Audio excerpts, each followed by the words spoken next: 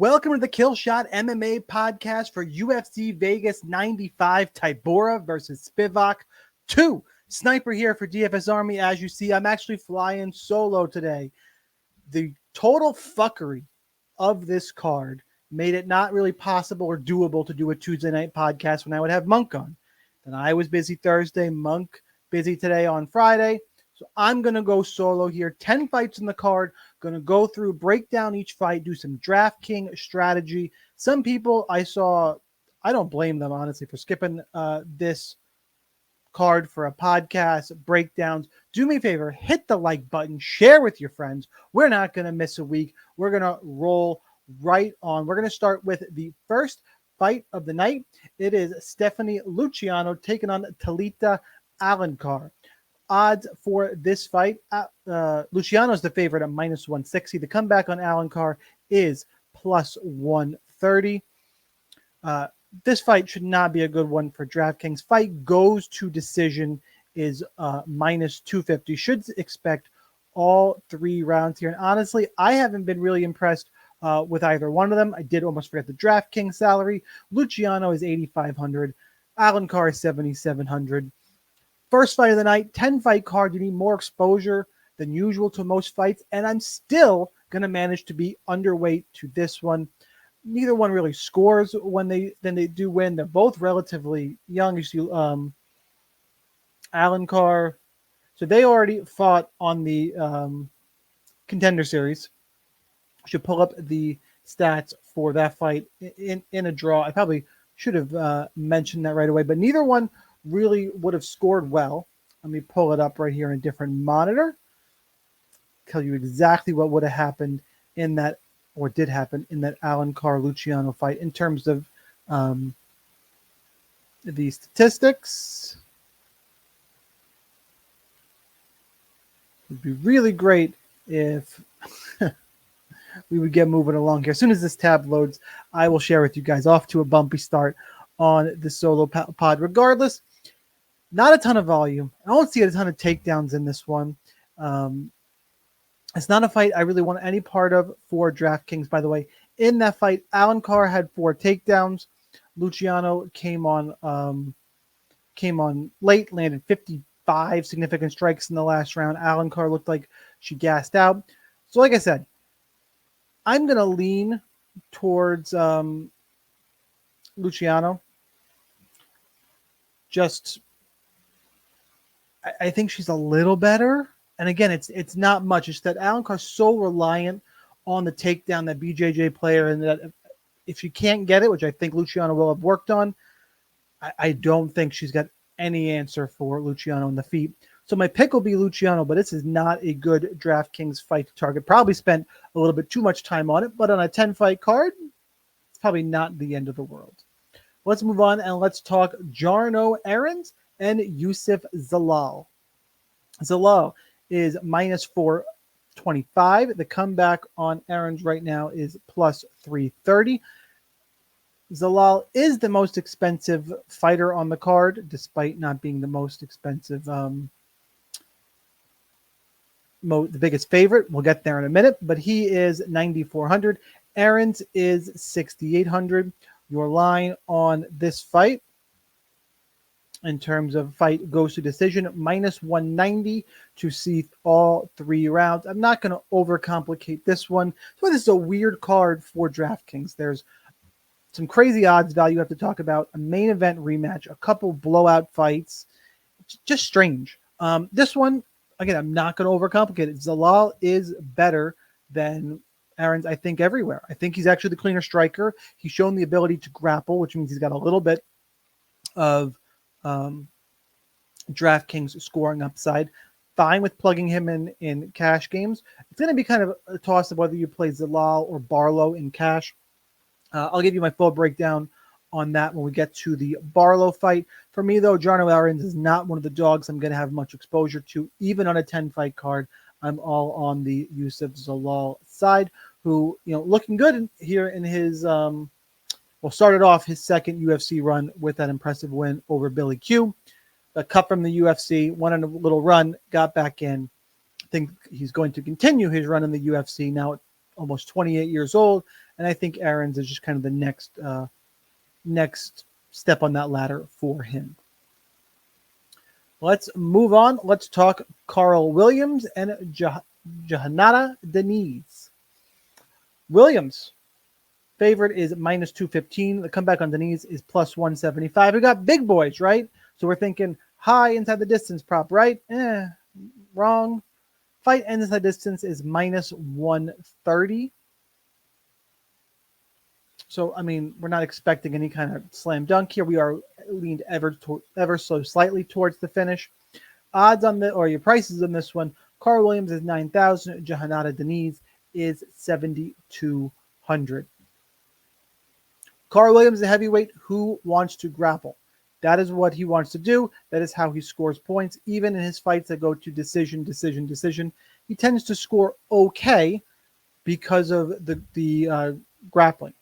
Whereas Denise, on the other side, in this fight against Austin Lane took him down in the first round and held him there. And then Denise gets a great knockout in the second round. Glory kickboxer, really good striker. Would not want to fuck with Denise in the feet. Problem is for that reason, it's a very binary fight. I think it's one that's going to score very well for DraftKings. It is one to target both sides of, even if we weren't on a 10-fight card, but we are. So, use that to our advantage here. In that Williams, takedown, hold him down, probably can get a finish on the mat. Honestly, if he chooses to, he'll be worlds better than Johanna Denise. And if Austin Lane is taking down Denise, I think Carl Williams definitely can. Lane also gassed out after one round of grappling, did not look good at all heading during the second. Williams is not going to have that problem. Denise, because he's better on the feet, and that old cliche, every fight starts on the feet, definitely one of the more live underdogs, especially at his price. Not going to pick him straight out. I am going to lean on the side of Carl Williams for this one. Not a cash game play, but I am on the Williams side, and is a GPP fight for both sides. Let's go ahead and let's talk Karol Hosa and Pannie Kianzad. Current line on this fight, Hosa is minus 210. Pannie is plus 175. Fight goes to decision, minus 450. Yikes. DraftKings salaries for this one, Hosa is 8,600. Pannie is 7,600. Even though Hosa is the favorite and with a massive goes to decision line, Hosa has shown volume. She's shown takedowns. There is some scoring potential for her. I do think she is playable in all formats, especially because I don't see how Pannie wins this fight. Every time Pannie gets a step up in competition, she loses. She beat Alexis Davis. She beat Lena Landsberg. Great. Lost to Raquel Pennington, Catlin Vieira, Macy Chiesa. Karol Hosa probably is closer to that second group than she is the first. She lost to Irene Aldana. Ton of volume in this fight. Lost to Norma Dumont. Sarah McMahon lost. You never know what you're going to get from McMahon. Regardless, I think Hosa can get takedowns. I think she's got more volume on the feet. I think she's going to be stronger than Pannie. I pretty much think she wins this fight wherever it goes. You can argue Pannie's a cash game punt. There's one I like more than her. Really mix just a little bit in on DraftKings because I'm so low on fighters like Erens and Vernikov, who we're going to talk about later, and even Toshio Kazama. Kazama and Pannie are next to each other in price range. I don't want to play much of either of them. So you kind of have to make choices down in this range. There's a couple, GPP dogs I like. One I'm going to pick straight out that we'll get to. Two I'm going to pick straight out. And Pannie just kind of gets lost in that middle. I'll mix her in a little bit because there's just not a lot else to do on a 10-fight card. I do like Karol Hosa quite a bit in this fight. I do think it's too big of a step up for Pannie, so that will be my pick on this fight. Rolling right along in our Abridge podcast. Hopefully I'm not going too fast for you guys. It's weird. Sometimes I feel like we're going too long, but I got nobody to banter with. I got nobody to say stupid shit with, which I guess mixing it up this week. Sometimes it's fun to give those guys a hard time. All right, let's talk about, holy names, Batman. Well, we got Toshio Kazama taking on the fighter from Cyprus, who also fights out of Long Island, New York, my neck of the woods, at a Longo Weidman.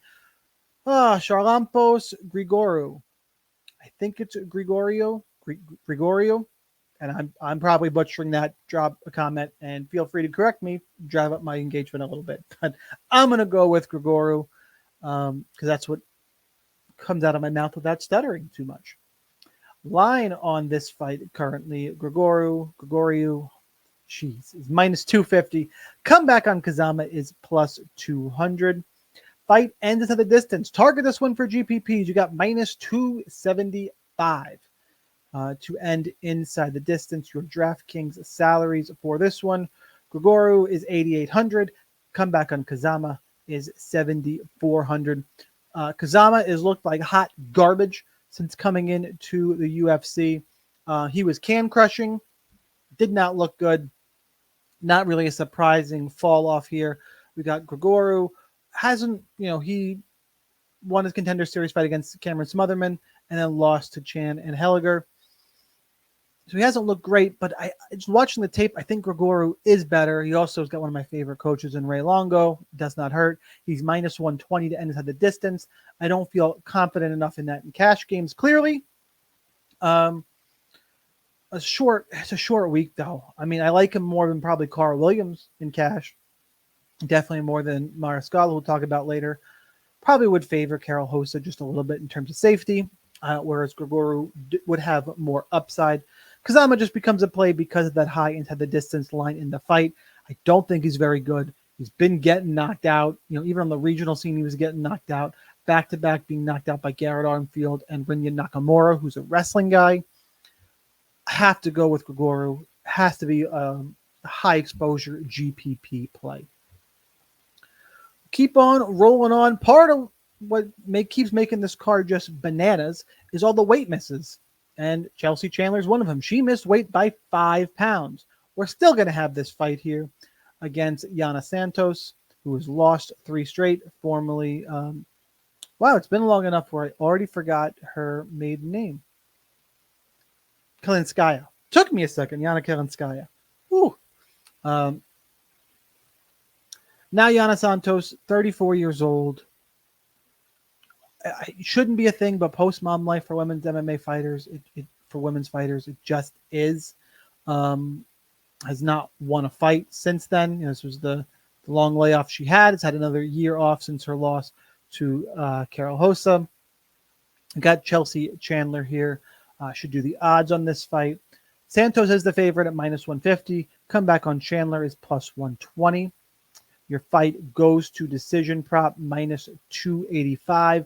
I will come out and say that I do not understand the line on this fight, which means this DraftKings salaries also offer some value. Santos is 8,400. Chandler is 78. Santos has always had takedown defense issues in the UFC, and that's what Chandler wants to do. Chandler also missed weight by 5 pounds, going to have an easier time grappling.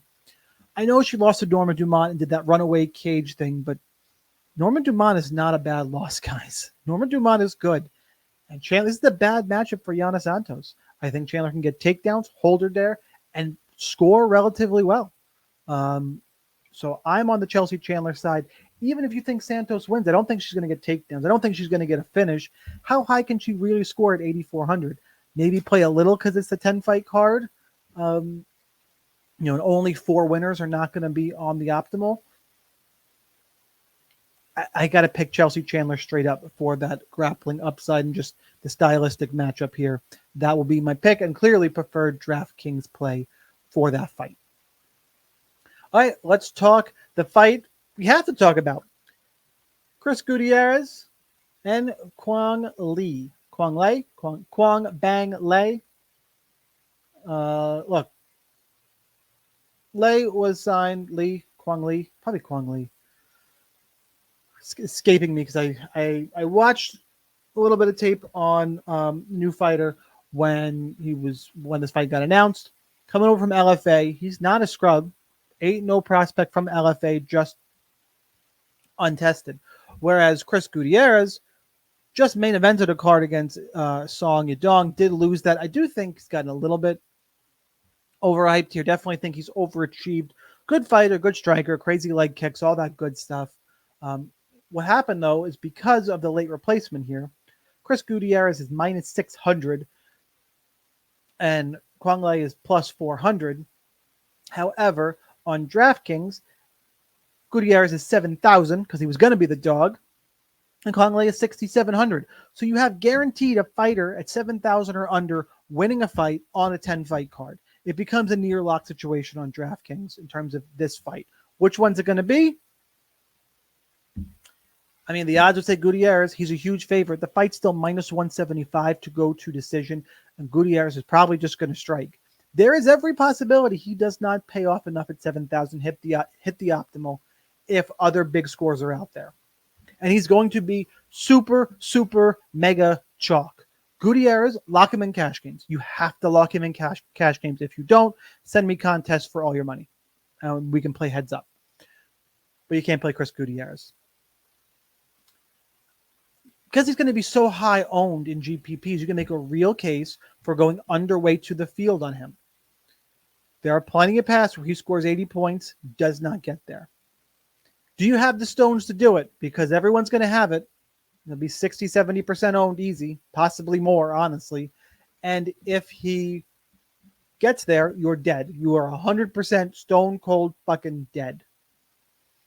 I do think Quang Le is actually a live underdog in this fight. I wish it was not on short notice. For sure, I wish it was not on short notice. But again, he's looked decent in his LFA fights. Seems to be a good striker. Is finishing guys in the regional scene as you would expect. A couple back-to-back wins via knockout. Should be in decent shape. Just fought obviously 6 months ago and 4 months ago. Taking the call here on short notice. Did make weight. Not one of the weight misses. I have to pick Gutierrez because he's the more polished striker. The leg kick should play a factor. It's probably too big of a step up for Quang Le, but I wanted to pick him. I wanted to do it. Have to pick Gutierrez. GPPs, tournaments, make your own decisions. I'm laying out the options for you. I probably am going to err on the underweight side, trying to win something solo. If he's 70% owned, maybe I go 40 to 50. So my good lineups that will chop could still be up there, and I get more options to try and hit a solo winning lineup that doesn't have Chris Gutierrez. So that's probably how I'm going to approach this fight. Let's move on and let's talk Danny left hand to God Barlo. Man, I wish Monk was here to talk nicknames here. Taking on Nikolai Vernikov. Line on this fight. Danny Barlow's minus 370. Vernikov plus 270. Fight ends inside the distance, minus 165. DraftKings salary, Danny Barlo is 9,300. Vernikov is 6,900. Look, Danny Barlo hits like a fucking truck. I don't think Vernikov is very good when I watch tape on him. 5-inch reach advantage here for Barlo as well.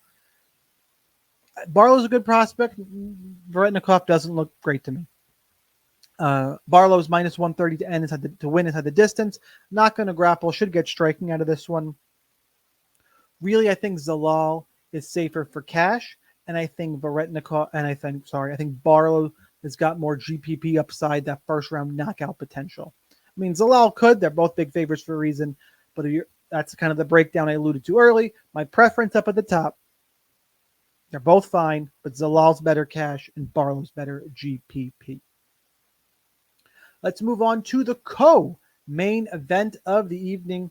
Chepe Mariscal taking on Damon the Leech Jackson. Current line on this fight. Chepe is minus 205. The comeback on Jackson is plus 170. Fight ends in the distance is minus 130. Slight edge there. DraftKings salary here.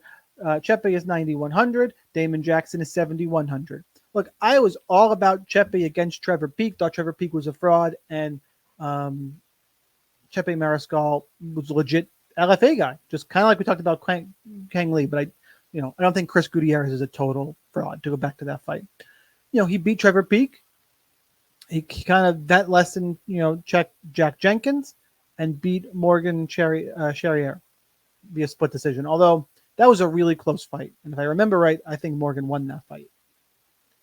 Damon Jackson, I don't get the line of this fight. Look, he lost to Dan Ige and Billy Q.